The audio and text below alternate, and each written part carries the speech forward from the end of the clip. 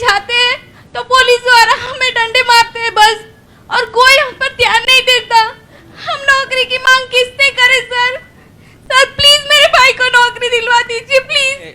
अभी मैंने बीफार्म कंप्लीट किया है, अभी एमफार्म में एडमिशन लेने जाते हैं तो ऐसा बोलता है कि आपको डोनेशन देना पड़ेगा 2 लाख 4 लाख, इसके बिना आपके एडमिशन नहीं होगा। तो ऐसा इसका कुछ निराकरण लाए। कैसे बनेगा? कैसे वो गरीब बालक है वो कैसे पढ़ेगा? युवाओं को रोने नहीं देंगे हम लोग, युवाओं को रोना नहीं है। शहीद आजम भगत सिंह का जन्मदिन आने वाला है, हमें उनसे प्रेरणा लेनी है कि इन लुटेरों से लड़ेंगे। इन्होंने देश को बर्बाद कर दिया। भगत सिंह ने ऐसे भारत के लिए थोड़ी अपनी जान दी थी। उन्होंने सोचा भी नहीं था भगत सिंह ने कि एक दिन आजाद होगा देश और ये हाल हो जाएगा कि युवाओं को रोना पड़ेगा एक सभा के अंदर। इसे ठीक करना है, हम सबको ठीक करना है, मिलकर ठीक करना है कि नहीं करना है? गुजरात की जिम्मेदारी अब आप लोगों को लेनी है। 27 साल हो गए इन लोगों को राज करते करते। जैसा भगवंत मान जी ने कहा, अब जमाना बदल गया, अब नया जमाना आ गया, नई पार्टी को लेके आइए, इस पुरानी पार्टी को उखाड़ के फेंक दीजिए। अब मैं आपसे पूछना चाहता हूं, इन 27 साल में इन लोगों ने टोटल मिला के गुजरात के बच्चों को कितने रोजगार दिए? कितने रोजगार दिए इन्होंने टोटल? फिर वोट क्यों देते हो इन लोगों को? अगर इन्होंने एक भी रोजगार नहीं दिया आप लोगों को, अगर युवाओं को रोना पड़ता है, अगर किसी की डेथ हो जाए और उसके बच्चे को कंपैशनेट ग्राउंड पे नौकरी नहीं मिलती, अगर पेपर रोज फूटते हैं, अगर युवाओं को रोजगार नहीं मिलता, सरकारी स्कूलों की बुरी हालत है, प्राइवेट स्कूल फीस बढ़ा रहे हैं, वेटिंग लिस्ट करते नहीं है ये लोग, अभी सारी चीज मैंने सारा लिखा है एक एक आप लोगों का, फिर आप लोग इनको वोट क्यों देते हो? आप लोग इनको अभी तक वोट इसलिए देते थे कि इनको वोट नहीं देंगे तो कांग्रेस को देना पड़ेगा। कांग्रेस तो और भी खराब है, तो इसीलिए मजबूरी में इनको वोट देना पड़ता था। इस बार मजबूरी नहीं है, इस बार मजबूरी नहीं है। इस बार एक ईमानदार पार्टी है, नई पार्टी है, नए चेहरे हैं, नई राजनीति है, राष्ट्रवादी पार्टी है। इस बार इनकी सरकार बदल दो, रोजगार भी मिलेंगे, वेटिंग लिस्ट भी मिलेगी, कंपैशनेट ग्राउंड पर नौकरियां भी मिलेंगी।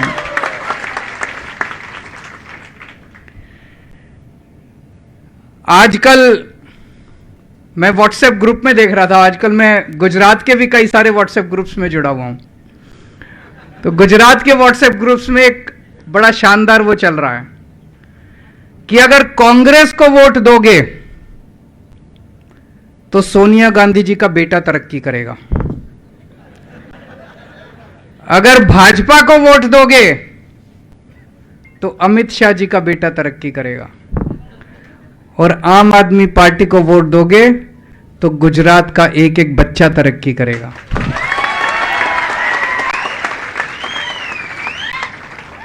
कौन पार्टी भविष्य दे सकती है? भाजपा भविष्य दे सकती है? कांग्रेस भविष्य दे सकती है? केवल आम आदमी पार्टी भविष्य दे सकती है। मैं इन दिनों में खूब घूमा हूं गुजरात के अंदर, खूब घूमा हूं, और गुजरात के युवाओं के साथ मिलकर हमने पूरा प्लान बनाया है कि किस तरह से गुजरात के एक एक युवा के लिए हमें रोजगार तैयार करना है। और हम हवा में बात नहीं करते। दिल्ली में पिछले 5 साल में मैंने 12 लाख बच्चों के लिए रोजगार का इंतजाम किया दिल्ली के अंदर। 12 लाख, वेबसाइट के ऊपर है सारा, 12 लाख बच्चों के लिए रोजगार का इंतजाम किया। भगवंत मान जी को अभी 6 महीने भी पूरे नहीं हुए सरकार के, ये ऑलरेडी 20,000 सरकारी नौकरियां निकाल चुके हैं, और अभी बहुत सारी सरकारी नौकरियां आने वाली हैं। और जब तक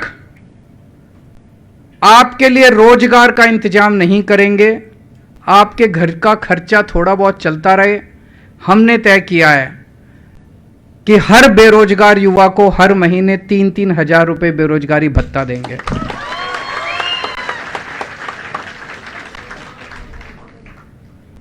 मैं अभी थोड़े दिन पहले गुजरात आया था।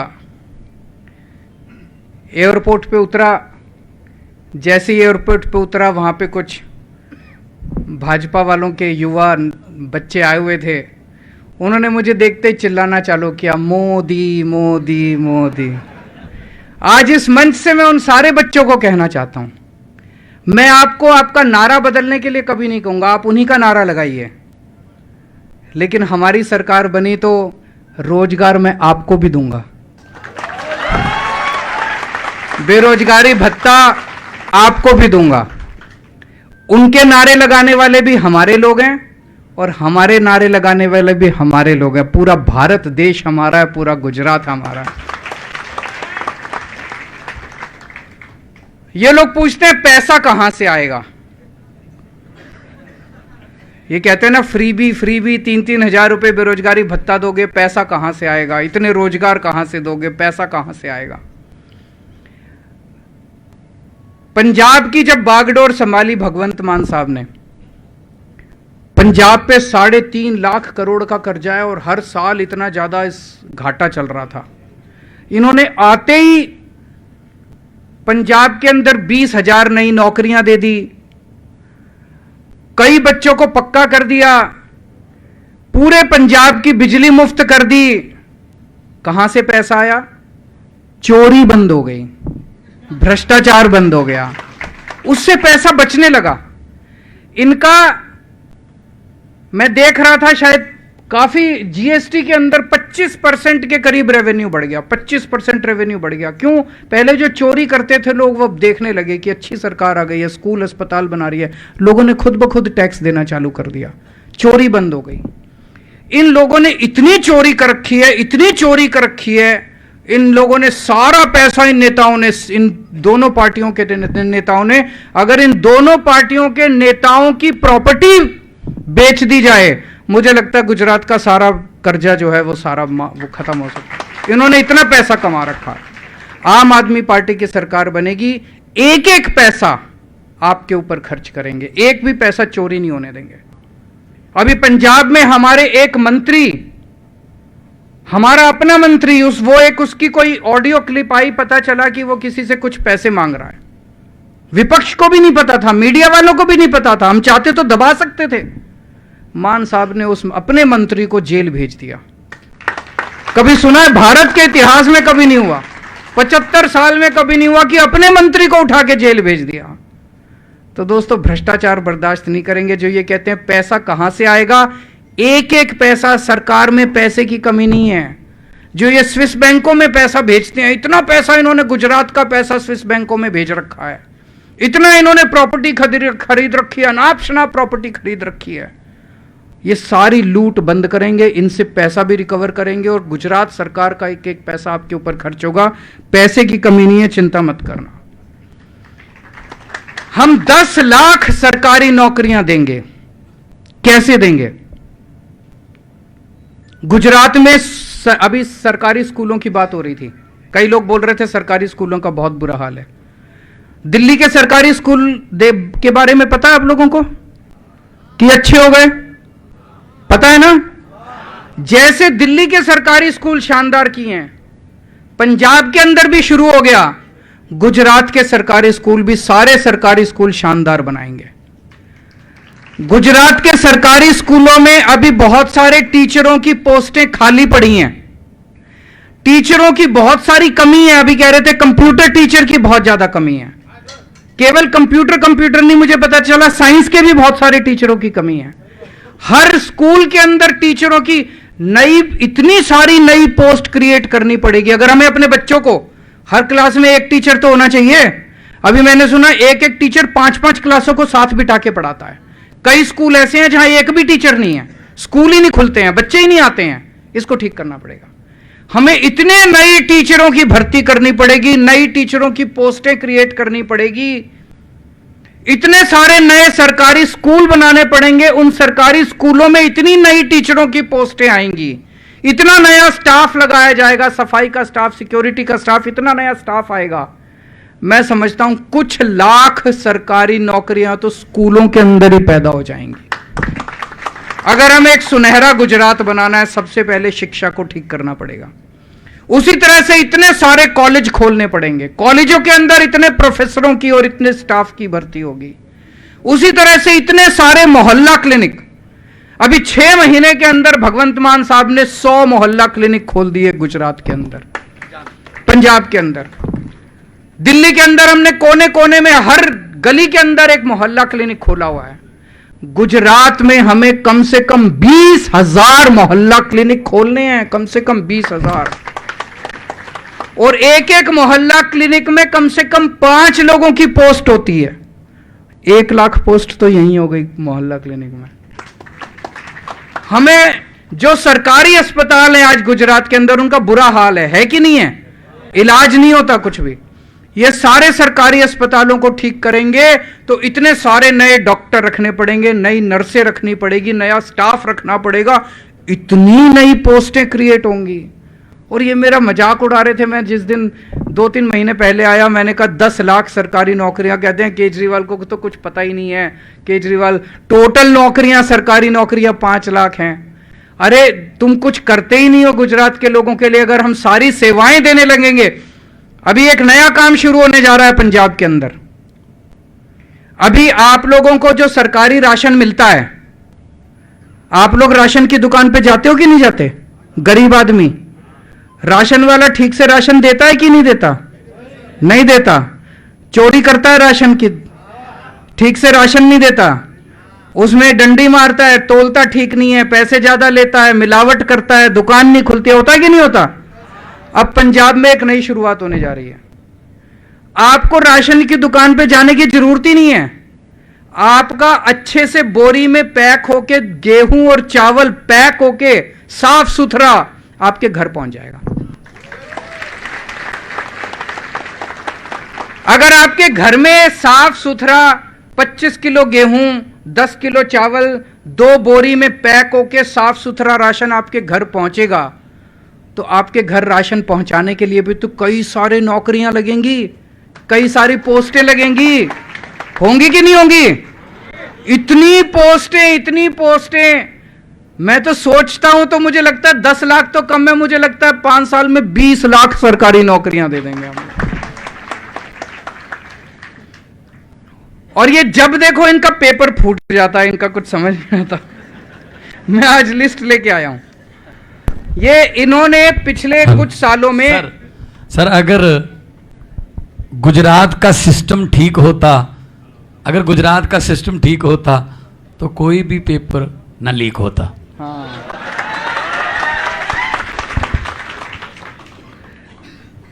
इनके 31 घोटाले हो चुके हैं पेपर लीक में, और 21 पेपर लीक हो चुके हैं। पेपर लीक होता है गुजरात में और रेड होती है सीबीआई की मनीष सिसोदिया के यहां। पेपर लीक होता है गुजरात में और रेड होती है आम आदमी पार्टी के यहां गुजरात के, दिल्ली के अंदर। 2014 में चीफ ऑफिसर का पेपर फूट गया, 2015 में तलाटी का पेपर फूट गया, 2016 में जिला पंचायत तलाटी का पेपर फूट गया, 2017 में 12वीं क्लास का बायोलॉजी का पेपर फूट गया, 2017 में जीटीयू सिविल इंजीनियरिंग का पेपर फूट गया, 2018 में टेट का पेपर फूट गया, 2018 में मुख्य सेविका का पेपर फूट गया, 2018 में नायब चिटनिश का पेपर फूट गया, 2018 में लोक रक्षक एलआरडी का पेपर फूट गया, 2018 में बिन सचिवालय का पेपर फूट गया, 2018 में बीएड का पेपर फूट गया, 2021 में हेड क्लर्क का पेपर फूट गया, 2021 में सौराष्ट्र यूनिवर्सिटी का पेपर फूट गया, 2022 में वन रक्षक का पेपर फूट गया। इस बार आप इनका पेपर फोड़ दो। पेपर क्यों फूटता है? दिल्ली में तो पेपर नहीं फूटता। मैं 7 साल से दिल्ली का मुख्यमंत्री हूं, एक भी पेपर नहीं फूटा। 6 महीने से ये पंजाब के मुख्यमंत्री हैं, एक भी पेपर नहीं फूटा। पेपर फूटता है क्योंकि ये लोग मिले हुए हैं उनके साथ। पेपर फूटता है क्योंकि ये लोग पेपर फुटवाते हैं, इनके लोग हैं जो पेपर फोड़ते हैं। इतने सारे पेपर फूटे लेकिन कोई भी मास्टरमाइंड जेल नहीं गया। 2-4 ऐरे गैरों को पकड़ के जेल में भेज देते हैं। कोई इनका नेता जेल गया पेपर फूटने के लिए? हमारी सरकार आएगी 2015 के बाद जितने पेपर फूटे हैं सबकी जांच दोबारा खोलेंगे और इनके नेताओं को जेल भेजेंगे, एक को भी नहीं बख्शेंगे।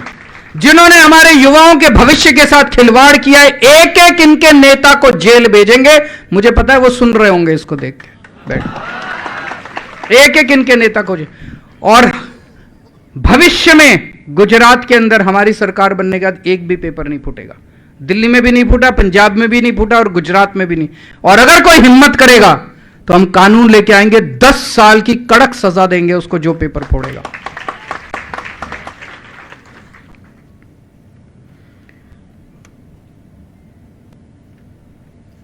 दोस्तों, एक और मेरे पास कई सारे एजिटेशन चल रहे हैं यहां पे।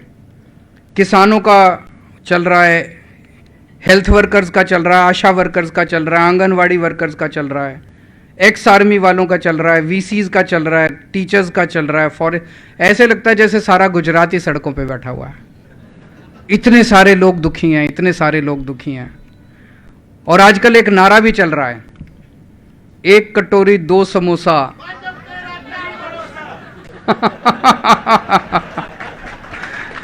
एक कटोरी 2 समोसा, 1 कटोरी 2 समोसा। इस बार भगा दो इन लोगों को। अभी कई सारे लोगों ने, हैं जी, भगा दिया। हाँ, आज दिवाली कल दिवाली, आज दिवाली कल दिवाली। अभी एक व्हाट्सएप ग्रुप पे मैंने एक टीवी में प्रोग्राम भी देखा था, गुजराती टीवी चैनल में। उसमें पता चला कि एक नेता भाजपा का पुराना मंत्री है, वो अपने सारे कार्यकर्ताओं को उसने व्हाट्सएप भेजा, बोला कमल के आसपास कीचड़ बहुत हो गया है, ये कीचड़ हाथ से साफ नहीं होगा, झाड़ू से सफाई करनी पड़ेगी।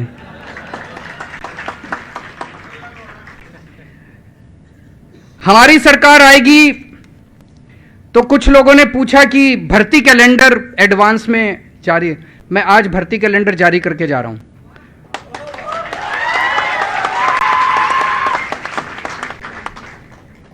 दिसंबर में सरकार बनेगी, फरवरी में तलाटी के पेपर होंगे, अप्रैल में रिजल्ट आ जाएगा और अप्रैल एंड तक सबकी पोस्टिंग हो जाएगी। ठीक है, मई में टीएटी और टीईटी, टेट और टेट 1 और 2, इन दोनों के तीनों के एग्जाम मई में होंगे और जुलाई में नतीजे आ जाएंगे।